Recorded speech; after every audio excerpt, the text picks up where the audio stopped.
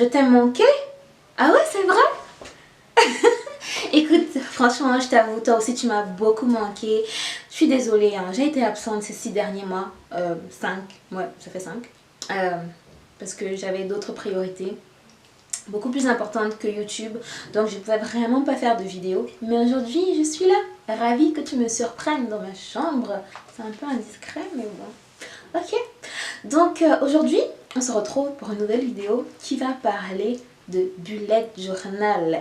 Et oui, parce que justement quand on se séparait le 31 décembre 2019, lors de ma dernière vidéo, je parlais d'autodiscipline et donc d'organisation. Mais bilan de ces 5 premiers mois de 2020, est-ce que j'ai été autodisciplinée? Est-ce que j'ai été organisée? Pas vraiment, non, pas vraiment. Donc, c'est pour ça que j'ai décidé de recommencer la technique ou le système du bullet journaling. Qu'est-ce que c'est le bullet journaling? C'est une méthode qui a été inventée en 2016 par un New-Yorkais du nom de Ryder Carroll. Il a d'ailleurs sorti un bouquin en 2018 pour expliquer comment lui est venue l'idée de ce concept de bullet journal et comment l'appliquer. Donc, c'est ce que j'ai décidé de faire aujourd'hui à partir de juin, parce que nous sommes déjà en juin, c'est le 6e mois de l'année. Et voilà, je vais vous montrer un peu comment moi est-ce que je fais mon bullet journal, comment moi je m'organise. Et j'espère que ça pourra vous aider, que ça pourra vous inspirer aussi. Si vous, je sais pas, peut-être vous avez des agendas simples.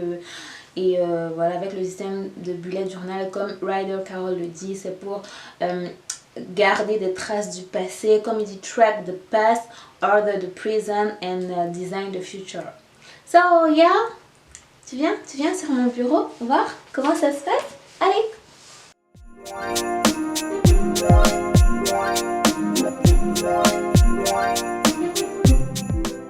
Alors, pour faire votre bullet journal, vous avez besoin tout simplement d'un stylo et d'un carnet. Moi, j'adore colorier, j'adore dessiner. C'est pour ça que vous voyez tout ce matériel, mais c'est pas nécessaire du tout. Donc, pour le mois de juin, j'ai décidé d'aller sur un thème floral parce que voilà, juin, on est au printemps, il fait beau, il y a des fleurs partout. Et c'est vraiment l'humeur dans laquelle j'ai envie d'être et de rester tout au long de ce mois de juin. Et tout ceci dans l'amour, bien sûr. C'est pour ça que j'ai décidé de faire une couronne en forme de fleurs. Donc voilà, je commence par dessiner un cœur et ensuite je rajoute des feuilles. Et puis je vais parsemer des fleurs tout au long du tracé du cœur. Et ensuite je vais tout simplement les colorier. Donc c'est pas vraiment obligé de faire tous ces dessins, hein. Vous pouvez tout simplement marquer juin, voilà, pour marquer votre nouvelle page et commencer directement à écrire. Moi personnellement, j'adore dessiner, j'adore faire des petits coloriages et tout depuis la maternelle, l'école, le collège, le lycée, l'université. J'ai toujours dessiné dans tous mes cahiers, même dans mes livres. Je faisais plein de dessins, je coloriais. Et voilà, c'est une petite passion, je vais dire, qui est restée et je prends un vrai plaisir à dessiner et à colorier dans mon bullet journal. C'est un petit moment de détente, de relaxation. C'est une sorte de rituel en fait. Ça permet de changer des idées. Je le fais en écoutant de la musique. Si vous observez bien, là j'ai mon casque aux oreilles et j'écoute vraiment de la bonne musique. C'est un bon moment. Une fois par mois, franchement, c'est pas une perte de temps comme certaines personnes peuvent le penser, mais c'est tout bénéf pour la santé mentale, carrément. Donc voilà, mais comme je vous le disais, c'est pas du tout la nécessité. Ne voyez pas votre bullet journal comme un cahier de dessin, non, c'est un cahier d'organisation. Mais si vous avez un attrait particulier pour le dessin, vous pouvez faire des petites frises comme ça pour vous détendre de temps en temps. Donc j'ai fini de dessiner mes fleurs. Là je colorie les feuilles d'abord en vert foncé et vert clair. Et ensuite je vais colorier les fleurs. J'ai fait des roses et des marguerites. C'est trop joli, j'adore. Donc voilà, je passe au feutre toutes mes roses et ensuite, je colorie les marguerites. Je colorie d'abord le pollen et ensuite je colorie les pétales. Et c'est super, j'adore.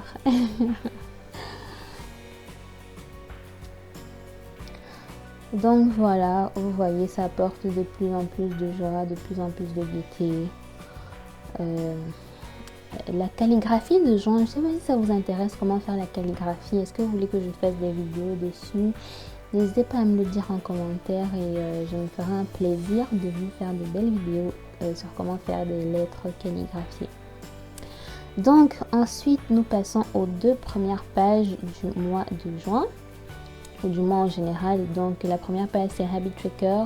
Je numérote de 1 à 30, les 30 jours du mois, et puis je note les habitudes que je voudrais traquer pendant ce mois de juin.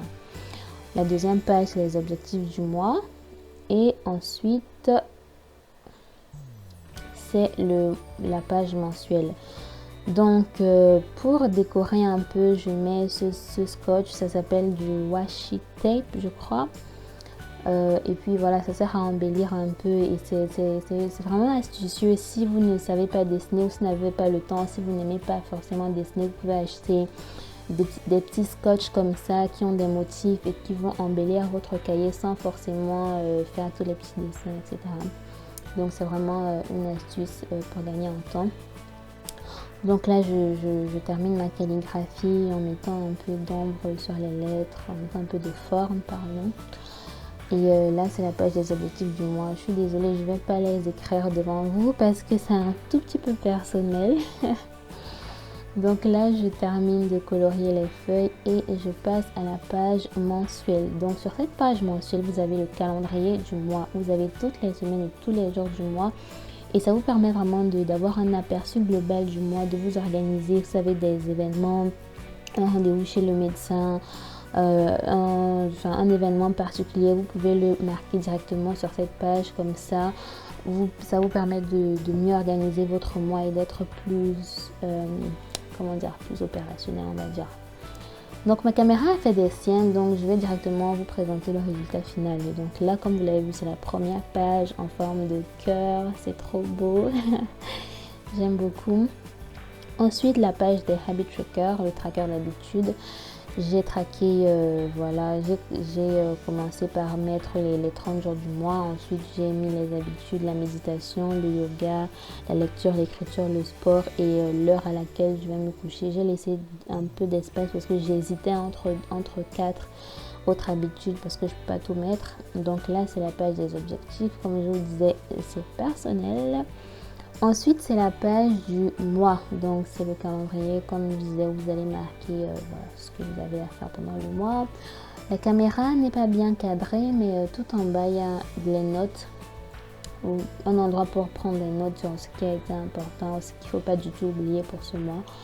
Et là, j'ai une colonne pour les livres, une colonne pour les personnes à rencontrer, une personne pour l'argent et une colonne pour les événements auxquels je voudrais assister pendant ce mois. Les 2 prochaines pages sont les pages de la première semaine du mois.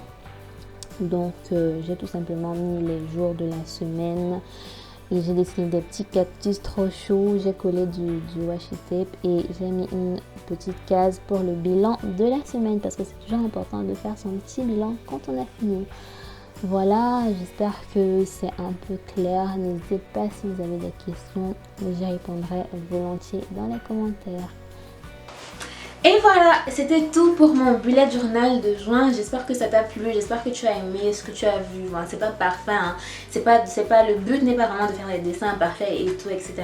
C'est vraiment de s'organiser, d'avoir un tracker, d'avoir un aperçu en fait du mois dans sa globalité et de se fixer des objectifs. Si vous avez des livres que vous voulez lire, une somme d'argent que vous voulez gagner ce mois, des sources de revenus, etc. Des personnes que vous voulez rencontrer comme vous l'avez vu dans le mien, ça vous permet vraiment de vous organiser et de pouvoir revenir en arrière pour mesurer votre évolution dans le temps tout au long de l'année. Donc n'hésitez pas à me dire en commentaire si ça vous a plu et si vous voulez que je fasse d'autres vidéos plus détaillées pour expliquer ce que c'est que le bullet journal, parce que généralement au début d'année il y a plus de pages, il y a plus de pages à designer pour s'organiser tout au long de l'année. Donc n'hésitez pas à me dire. Voilà. Et ça m'a fait très plaisir de vous revoir, de te revoir. Donc voilà, J'espère que tu es abonné, que tu as cliqué sur la cloche de notification là pour recevoir toutes les vidéos. Et on se retrouve très bientôt parce que là, franchement, je fais plus 5 mois, même pas un mois, même toutes les semaines je suis là bien, comme on dit chez nos camés. Donc, à bientôt!